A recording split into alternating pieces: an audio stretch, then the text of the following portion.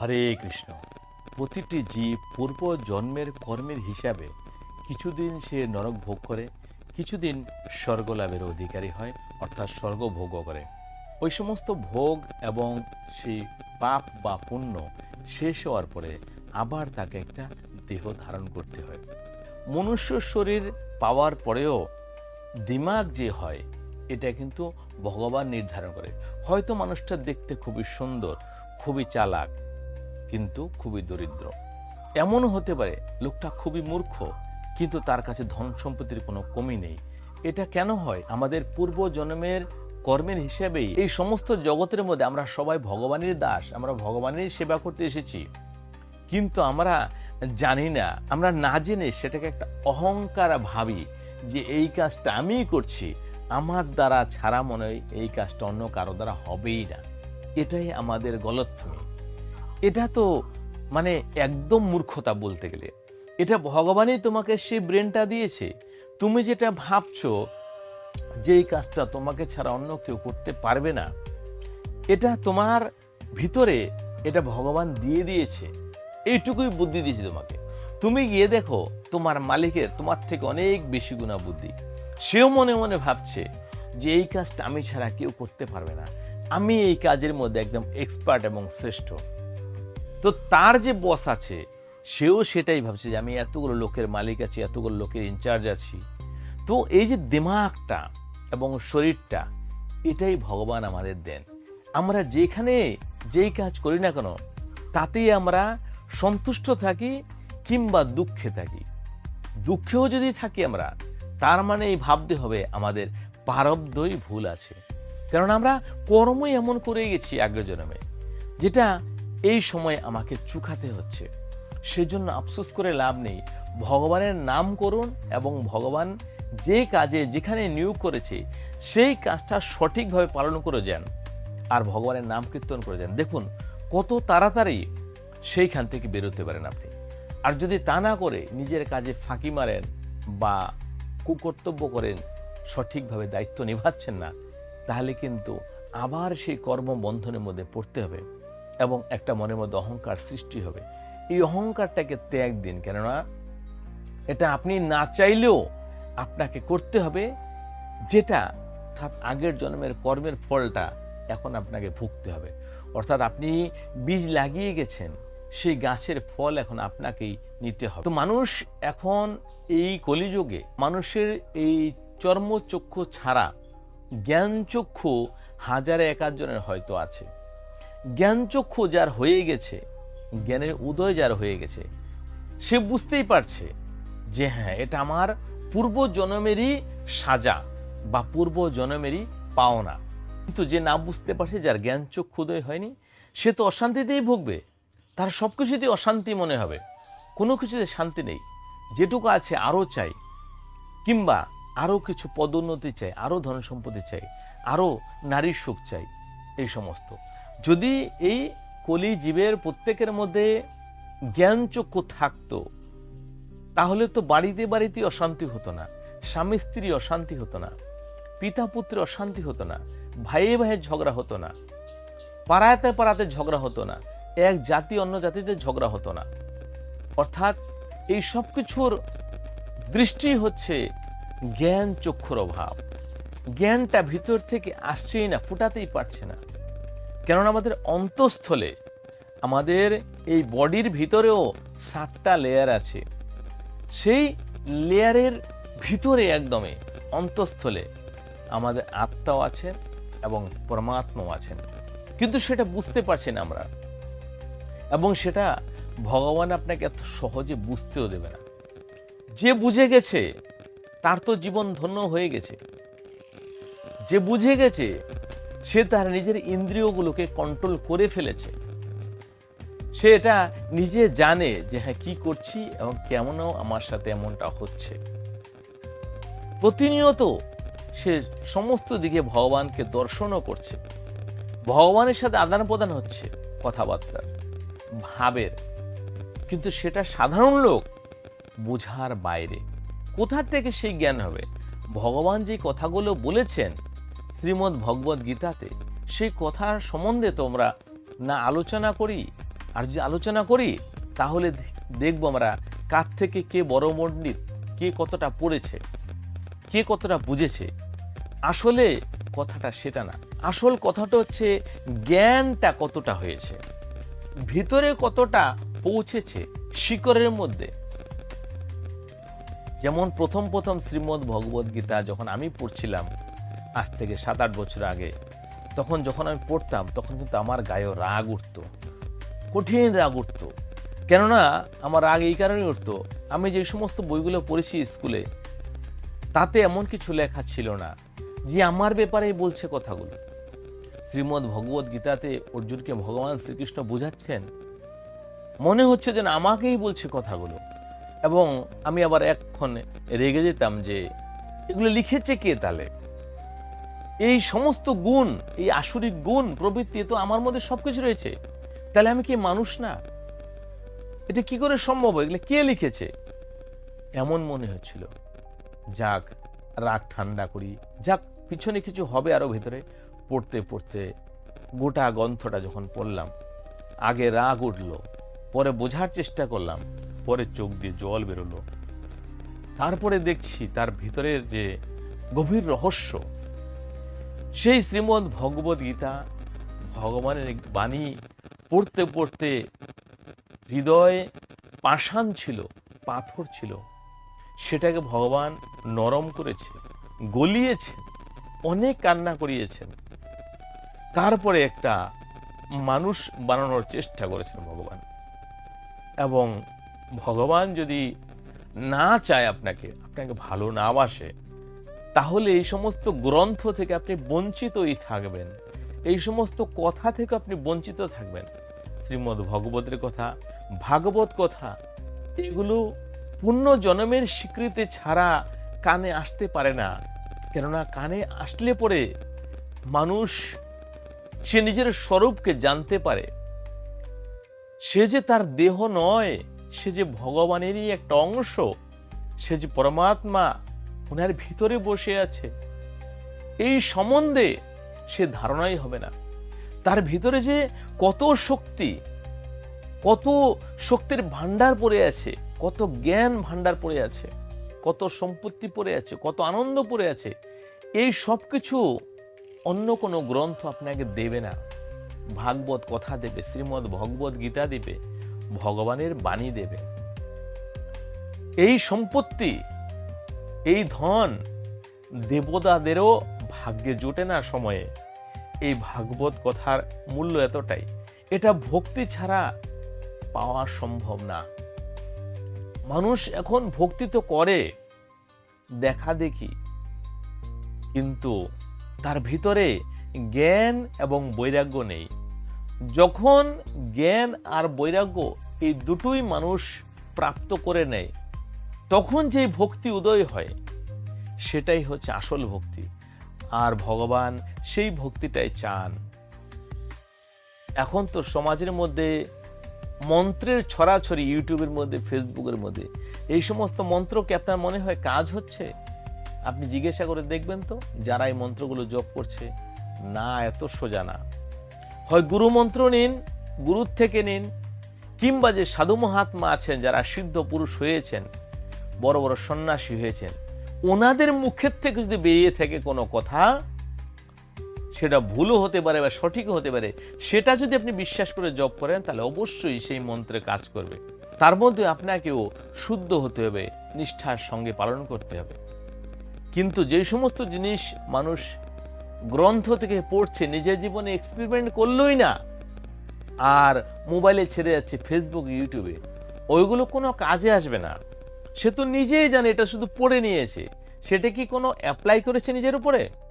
না, এটা একটা বলতে গেলে পুঁথিগত বিদ্যা, পড়ে নিয়েছে, লোককে ছেড়ে দিয়েছে দুটো পয়সার জন্য, ঠিক আছে।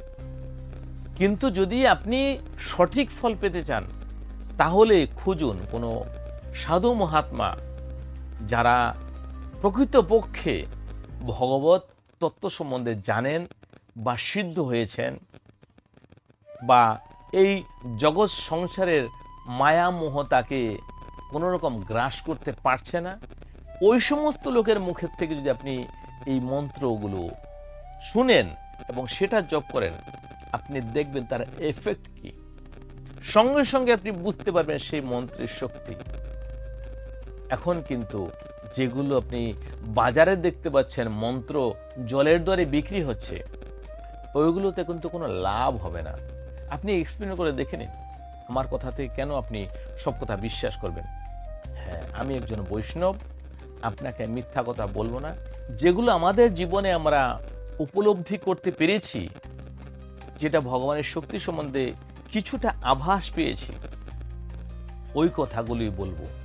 এবং নিজের জীবনে যেটা আমি ফল পেয়েছি, যেমন এই শ্রীমদ্ ভগবদ গীতা পড়ার পর থেকে আমি এখনো পর্যন্ত, আজকে হয়তো 6 বছর বা 6.5 বছর হয়ে গেছে, কোনো 1 পয়সার মেডিসিন আমি নিইনি আমার শরীরে, না ইঞ্জেকশন, না কোনো রকম ওষুধ। তো সেটাই বলছি যে যদি এই তত্ত্ব জানতে পারেন, আপনি দেখুন সমাজের মধ্যে সমস্ত পাড়ায় পাড়ায়, গ্রামে গ্রামে গীতা পাঠ করা হয়। পাঠ তো করে, পাঠকও হয়তো বোঝে না যে কি বলছে ভিতরে ভগবান। শ্রোতারা কখন বুঝবে? যখন পাঠক ভালো করে বুঝাতে পারবে তার রসটা কি, তার মহত্বটা কি, তাহলে সেও শান্তি অনুভব করবে এবং নিরোগ হয়ে জীবনযাপন করবে। আমি তো বলি, যদি আমার কথা মানুষ মানতে পারে বা শুনতে পারে, বুঝতে পারে, তাহলে কোনো রকম ওষুধ লাগে না। আমার তো লাগেনি। আমার ঘরের মধ্যে টেবিলের মধ্যে নাই নাই করে 10 রকমের ওষুধ থাকতো। যেদিন আমি এই তত্ত্ব বুঝতে পারলাম, সেদিন ঘুম থেকে উঠে সর্বপ্রথমে আমি সেই ওষুধগুলো ফেলি। এখনো পর্যন্ত ভগবান শ্রীকৃষ্ণের কৃপাতে কোনো ওষুধ লাগেনি এবং আজীবন ওষুধ লাগবে না। ওষুধ খেলে হয়তো মারা যাব, কিন্তু ওষুধ যদি না খাই, তাহলে ভগবানের ইচ্ছায় অনেক দিন বাঁচব। তাহলে এটা কিরকম রহস্য? ভগবান বলছেন যে তুমি বিশ্বাস তো করে দেখো, এই নামের শক্তি, আমার থেকে বেশি শক্তি আমি নামের মধ্যে দিয়ে রেখেছি। আমি তো শুধু নাম জপ করেই থাকি, আমি কোনো মন্ত্র এরকম কিছু জপ করি না, 2-4টা প্রণাম মন্ত্র ছাড়া। আর ভগবানের নাম কীর্তনই করি, গুণমন্ত্র জপ করি। এতেই ভগবান যতটা কৃপা করেছেন, আমি 7 জনম যদি দিনে রাতেও ভগবানকে ডাকি, তারপর আমি কিঞ্চিত মাত্র চুকাতে পারবো না। কেননা এই নাম করতে করতে ভগবান এতটা দয়াময় যে আমার ভিতর থেকে জানিয়ে দিয়েছেন আমার ইন্দ্রিয়ের কার্যকলাপ এবং আমি কে। এই শক্তি জানার পরে আমি নির্ভয় হয়ে আছি এবং আমি আজীবন বলতে পারি যে কোনো রকম ওষুধ লাগবে না শরীর ভালো করতে। আর সমাজের মধ্যে এখন আপনি দেখবেন সাধু সন্তেরাও ওষুধ খাচ্ছে। হ্যাঁ, কোনো কোনো অসুখ আছে বা প্রারব্ধই ভুল আছে, আগের জন্মের আবার কর্ম আছে, কিন্তু বর্তমানে যে সাধারণ লোকের যে সমস্ত অসুখ হয়, সেটা যদি কোনো সাধু সন্তেরও হয় যে গীতা ভাগবত পড়ছে, এটা মেনে নেওয়া যায় না। তাহলে তো আমার মনে হচ্ছে হয়তো ভগবানের কথাতে বিশ্বাস করছে না, কিংবা ভগবানের কথাটা বুঝতেই পারছে না। শাস্ত্র সম্বন্ধে এর যে গভীরতা, এর যে তত্ত্ব, সে জিনিসটা বুঝিয়ে এখনো কুলি উঠতে পারল না। সেজন্য ধর্ম করতে গেলেও একটু শিক্ষার দরকার আছে, জ্ঞানের দরকার আছে, একটু শিক্ষিত হতে হয়। এবার আমি নাম লিখতে কলম ভাঙি বা আমি 5 ক্লাস ফেল, আমি আবার ধর্ম প্রচারক? আমি বুঝলামই বা কি? আমি তো 5 ক্লাসে ফেল করলাম, আমার তো কোনো সাধারণ জ্ঞানই নেই। তাহলে আমি যদি এবার ধর্ম প্রচারক করি, তো আমি কি বুঝলাম, আমি আপনাকে কতটা বুঝাবো? আরে আমার মধ্যেই তো জ্ঞান নেই। তো সমাজ হচ্ছে এখন এই অবস্থা যে স্কুল ফেল, একটা সাধারণ বই পড়ে পাশ করতে পারলো না, সে আবার দিচ্ছে ধর্মের জ্ঞান। ধর্ম সম্বন্ধে সে জানেটা কি? আধ্যাত্মিক সম্বন্ধে জানে কি? গীতার মানেটা বুঝতে পেরেছে? এর গেহারাই কতটা? না। যদি বুঝতেই পারতো তাহলে তো হয়ে যেত, অনেক কিছু হয়ে যেত। শুধু একটা শ্লোক পড়ে নিলাম আর বড় বড় ভাষণ দিয়ে গেলাম, সেটা না। বুঝতে হবে, বুঝে ভিতরে নিতে হবে, নিজেকে অ্যাপ্লাই করতে হবে, নিজেকে অনুভব করতে হবে ভগবানের কথাটা। যে এই কথাটা অর্জুনকে বলছে না, এই কথাটা ডাইরেক্ট আপনাকে বলছে। তখন আপনি বুঝতে পারবেন। তাহলে আপনি এর রস যখন একবার পাবেন, তখন আপনার বারংবার পড়তে ইচ্ছা করবে, এবং যতবার পড়বেন ততবার আরো কিছু নতুন নতুন কিছু তত্ত্ব খুঁজে পাবেন, নতুন নতুন রহস্য পাবেন, আরো জানতে ইচ্ছা করবে, আর ছাড়তে ইচ্ছা করবে না। তখন আপনার মেলামেশা কমে যাবে লোকের সাথে। যে সমস্ত জিনিসগুলি নিয়ে আপনি দ্বন্দ্ব করতেন বা গীতার বড় বড় দু চারটা লোকের ডায়লগ শোনাতেন, ওগুলা শোনাবেন না। ওগুলা আপনার ভিতরে যে পরমাত্মা আছে ওনার সাথে আপনি বার্তালাপ করবেন। তখন ভিতর থেকে আপনার একটা দিব্য জ্ঞান উৎপন্ন হবে। সেই জ্ঞানের দ্বারাই আপনি চিন্ময় জগতে পৌঁছাবেন, আপনি সমাধিস্থ হবেন। তখন আপনি আসল আত্মার স্বরূপে আসলেন, আত্মার স্বরূপ সম্বন্ধে জানলেন।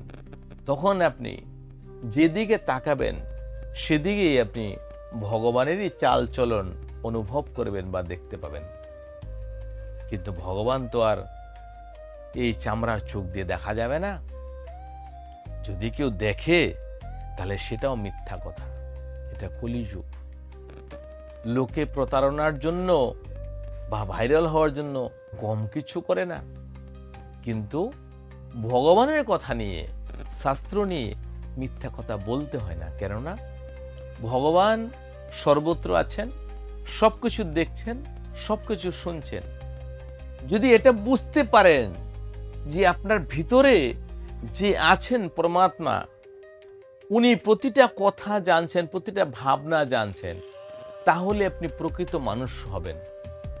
এবং তখনই আপনি রোগ, শোক এবং দুঃখ, কামনা, বাসনা থেকে মুক্তি পাবেন। যতক্ষণ পর্যন্ত এই তত্ত্ব ভগবান স্বয়ং নিজে না জানাবেন, ততক্ষণ অবধি কেউ জানাতে পারবে না, একমাত্র গুরুদেব ছাড়া। গুরুদেব যদি দয়া করেন, কৃপা করেন, তাহলে আপনাকে বুঝাতে পারে, সেই জ্ঞান বা আশীর্বাদ বা কৃপা করতে পারেন। আর না হলে স্বয়ং ভগবানের নাম করতে করতে করতে করতে ভগবান আপনার হৃদয় মন্দিরে অবস্থান করে আপনাকে জানিয়ে দেবেন যে আমি কে। তখন আপনার মধ্যে থেকে এই সব কিছু জিনিস নষ্ট হবে এবং আপনি নিজের স্বরূপে আসবেন। আর যখন স্বরূপে আসবেন, তখন আপনার চিন্তা কিসের? আপনি তো জানছেন প্রতিটা কদমে কদমে আপনার সাথে ভগবান আছে। তখন কাকে বলে দুর্ঘটনা, কাকে বলে বিবাদ, কাকে বলে হিংসা, কাকে বলে মারামারি, কাকে বলে দ্বন্দ্ব, এই সমস্ত কিছু, কাম কাম ক্রোধ, লোভ, এই সমস্ত কিছু আপনার সব কিছু নিজের হাতের কন্ট্রোলে হবে। নিজের মালিক আপনি তখন নিজে হবেন। এখন তো আপনি কি করছেন নিজেও জানেন না, কখন কি হয়ে যাচ্ছে আপনার সাথে আপনি নিজেই জানেন না। কিন্তু যখন আপনি এই স্বরূপে আসবেন, ভগবান যখন জানিয়ে দেবেন আপনাকে, তখন আপনি বুঝতে পারবেন যে হ্যাঁ, আগলা মুহূর্তে কি হতে চলেছে এবং এটা আমার সাথে কেন হলো, সেটাও আপনি আভাস পেয়ে যাবেন। যে পায়ের গোড়ালিতে ব্যথা, এই সমস্ত জায়গায় ব্যথা, তো এতে অনেক কিছু করছে লোকে। আমি আপনাকে তেমন কিছু বলবো না, শুধু আমি বলবো আপনি 1 মাস স্ত্রী সঙ্গ করবেন না বা মৈথুন কাজ করবেন না। তারপরে দেখুন আপনি ব্যথাটা কমলো কিনা। উপায় তারপরে নিজে আপনি বের করে নিতে পারবেন। এটা শরীরের মধ্যে যখনই আপনার রক্ত এবং বীর্য, এই দুটো জিনিসের ঘাটতি হয়, তখনই এই পা থেকে শুরু হয় তার কষ্ট। সেজন্য বেশি কিছু করার দরকার নেই। আপনি 1টা মাস শুধু স্ত্রীর সাথে সহবাস করবেন না, মৈথুন করবেন না, এবং পরিপূর্ণ পরিমাণে খান। কেননা খেতেও হয়তো আপনার মুখের মধ্যে তেমন একটা রুচি নেই, মুখের মধ্যে হয়তো জলেরও স্বাদ পাচ্ছেন না। এর কারণ হচ্ছে এইগুলোই।